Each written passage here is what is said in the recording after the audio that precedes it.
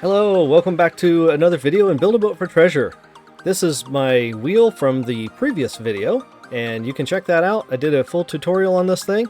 I just wanted to drive it to the treasure here real quick while I'm yakking, getting ready for today's content. And I got a few shout-outs that I want to do for a couple of my subscribers.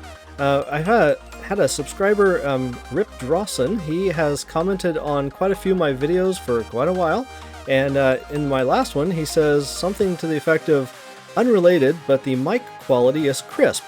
And thank you for noticing. Yes, I got a new microphone. It's one of those boom style things that has a windscreen and such. It's so much better at making my voice sound like me than the stupid webcam was. And I don't know why it took me so long to, actually get a microphone that sounds better, but anyway, here I am. Another one of my subscribers that has been an excellent commenter for ages is the Golden Phoenix. And the reason I bring him up is that he did a video on April 1st of this year that you guys have got to check out, either before or after you watch the rest of this video. Honestly, his video is so good, it's worth a watch. Even if you skip the rest of mine, I'd understand. I'll put a link to that one in the description. And now I'm going to jump into a few of the quests. This is my buddy the Dragon. He is from the Dragon Quest, and he sits perched right up here on top of the back of the spawn area in stone statue form until you launch the quest. And typically you would go out here and you'd launch the quest and then you'd battle like crazy to destroy him. Well, as it turns out, you can kill him right there where he sits in stone form. So I've lined up a bunch of these things and I just shoot him like that, and there he breaks up. And you can see he's already dead. I already won the quest. I just need to hit launch. And there he goes flying away. Quest complete. You can kill him in other ways too. As you can see, the jetpack is allowed in this quest. So you can jetpack your way up there and you can just grab a sword and just sword him to death. That works too. The regular cannons will kill him, I think, in 21 hits or something like that with a regular cannon, and that works as well. Next quest is the soccer quest. I just made a big hammer.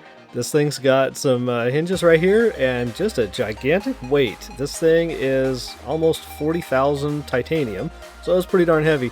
It totally doesn't need to be that heavy, but hey, a little overkill is kind of fun too. There it goes. Smack. Score! Yep, that works.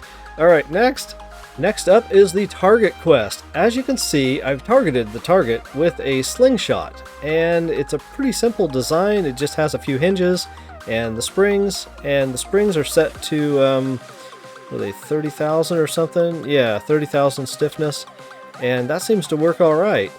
Oh, I clicked the glue first. Well, that's okay. I'll just unanchor, and that does the same thing. And there we go. Mission accomplished. Next, this is of course the ramp quest. Now the ramp is a little bit short for my taste, and I decided the other day that I would just make the ramp longer. So this is what I built. It is a longer ramp, and it has a track on it made out of ice with a little vehicle made out of ice and a little chair sitting on that thing. And if I get in the chair and then unanchor that chunk right there, and then as I slide, I just jump when I get to the end of the ramp, and I go right through the hoop. Mission accomplished. Next, the cloud quest works much like the target quest. It's just the same slingshot. I just rotated it into position, and the trick here is aiming for the cloud. So the cloud looks like it's kind of right above me. Yes, it was. That is a mission accomplished. Next, there are a few quests that the new boat is just the best thing for. That's the one that has the 5 blocks, the hinge, and a couple of glue. And this is just one way that you could do this. It's a little bit creative, and it's kind of fun to try.